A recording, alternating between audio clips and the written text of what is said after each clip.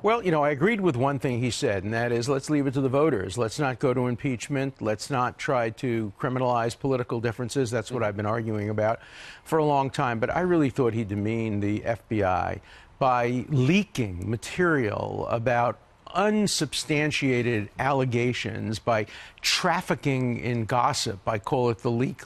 But that was the only way, the leak. That was the only way he could get the word out, and he wanted to start the special prosecutor ball rolling. But he had no courage or guts to speak himself in front of the TV. He laundered it through a law professor and gave the worst excuse last night.